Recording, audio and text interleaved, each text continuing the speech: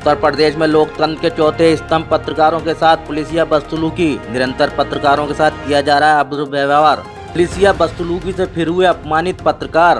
प्रदेश की राजधानी के थाना दुबग्गा के थाना प्रभारी पर चढ़ा खाकी का ऐसा खुमार। आम जनता की फरियाद तो उनके कानों में जाती नहीं, लेकिन पत्रकारों के सवाल करने पर पत्रकारों को फर्जी मुकदमे फंसाने की दे देते हैं धमकी। पुलिस की लापरवाही को पत्रकार उजागर न कर सके, इसी क्रम में थाना दुबग्गा पुलिस थाना प्रभारी से लेकर दरोगा तक पत्रकारों से अभद्र बर्ताव करके पत्रकारों को थाने से हटाने की कोशिश में लगी रहती है, लेकिन पत्रकारों के सवालों का जवाब देना पसंद नहीं करती। शायद पुलिस प्रशासन ने संविधान की धारा नहीं पढ़ी। धारा कहती है पुलिस के द्वारा पत्रकारों के साथ की गई हिंसा या बदसलूकी मीडिया की स्वतंत्रता के अधिकार का हनन माना जाएगा, जो संविधान के आर्टिकल 19(1)(a) में दी गई है। और इस संविधान की धारा के तहत बदसलूकी करने वाले पुलिस कर्मियों या अधिकारियों के ऊपर आपराधिक मामला दर्ज होगा। लेकिन यहाँ तो उल्टा ही हो रहा है। पत्रकारों के साथ पुलिसिया बदसलूकी की जा रही है और मुकदमे में फंसाने की धमकी दी जा रही है। उत्तर प्रदेश में पत्रकारों के ऊपर आपराधिक मुकदमे दर्ज किए गए हैं। आपको बता दें, थाना दुबग्गा के अंतर्गत दशहरी गांव में 21/7/2023 को दो पक्षों में भयंकर मारपीट हुई थी। एक पक्ष बुरी तरह से लहूलुहान हो गया था और घायल अवस्था में पुलिस दुबग्गा प्रभारी के सामने पहुंचता है। दुबग्गा थाना प्रभारी का पारा पहले आसमान से लेकर 7वें आसमान पर पहुंच जाता है। खाकी वर्दी का रौब और थाना प्रभारी की शह पर किंग की भूमिका निभा रहे अतिरिक्त प्रभारी राजेश कुमार भी पीड़ित पर गरज बरस रहे थे।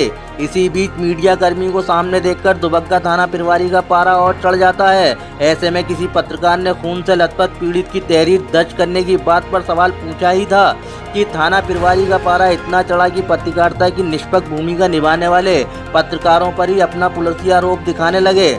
मामला पत्रकारों से अभद्रता और धमकाने तक ही नहीं रुका, बल्कि पत्रकारों को झूठे मुकदमे में फंसाने की धमकी भी दे डाली।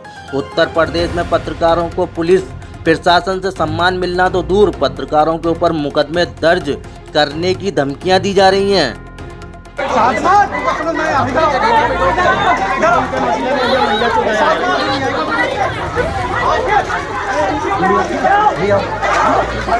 हम लोगों ने कहा कि रहने दो, अभी पुलिस आ जाए। उसके बाद में लेकिन लोग नहीं माने।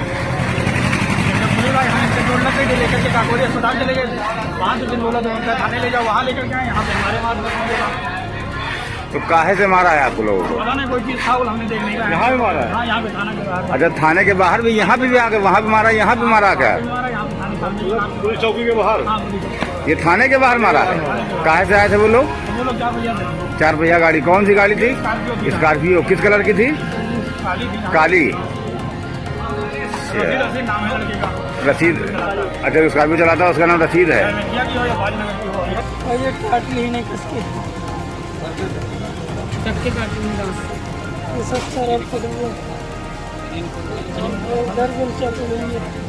वो यहाँ तक आया था, मैं लिखूंगा, मुकदमे में लिखूंगा, बोलूंगा। तो आप मुकदमा लिखो भाई, आपको अधिकार है। जो सही होगा उसके खिलाफ नहीं। सब पुलिस देखे तो क्या हम लोग मार रहे थे? क्या मैं मार रहा था? क्या हम मार रहे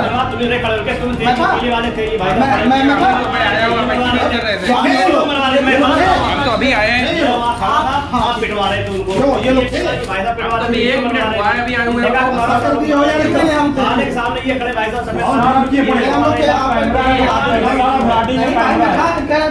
क्या घटना हुई आपके साथ?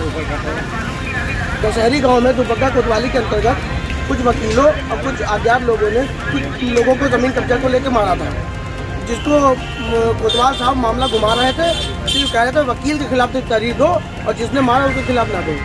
वो किसी वकील का नाम बताकर पीड़ित से जबरदस्ती तहरीर लेना चाह रहे थे, जिसमें मुझको सूचना मिली। मैं पत्रकार साथी के द्वारा मुझे सूचना दी थी। मैं थाने पर मौके पर पहुँचा, जहाँ पे सेकंड अफसर और मौजूदा परवीर कुमार सिंह दुबग्गा कोतवाल मौजूद थे। उनसे मेरी बात हुई, मैंने उनसे पूछा और उनसे बात करने की कोशिश की कि आपके थाने के बाहर मारपीट हो रही थी और आप उसमें क्या आपकी जिम्मेदारी नहीं बनती है? तो उन्होंने बोला कि मेरी जिम्मेदारी नहीं है, हर जगह मैं नहीं देख पाऊँगा। जबकि लखनऊ में धारा 144 चल रही है, जॉइंट कमिश्नर साहब का कहना है कि इस तरीके का लॉ एंड ऑर्डर बिगड़े ना। उसी बात को लेकर मैंने जब उनसे कहा तो हमसे कहने लगे कि तुमने मारा है, तुम्हारे साथ जो 2 और लोग हैं उन लोगों ने मारा है, उसकी हड्डी टूट गई कमर की और तुम लोग मार रहे थे। जगह जगह जितनी मार हो रही है सब तुम लोग कर रहे हो और तुम्हारे खिलाफ मुकदमा लिखे। तो मैंने उनसे बोला कि सर मैंने कहा मारा, मैं तो घर से चला रहा हूँ, आज फ्राइडे का दिन है, मैं नमाज़ पढ़ के अभी निकल के चला रहा हूँ, मेरे घर के बाहर कैमरे लगे, मैं उस कैमरे को दिखा सकता हूँ। तो उसमें सेकंड अफसर भी आग बबूला होने लगे और परवीन कुमार सिंह भी आग बबूला होने लगे और मुझे मुकदमे लिख के फंसाने की कोशिश करने लगे।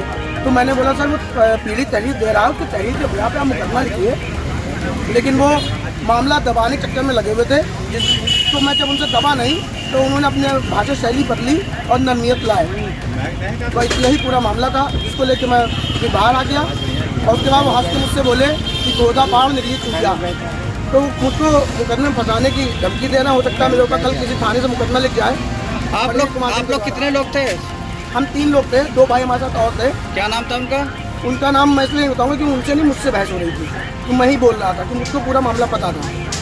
जिनमें से 3 लोगों के सिर फट गया, एक का पूरा सिर फटा था, एक की नाक फटी हुई थी और एक की कमर में चोट लगी थी।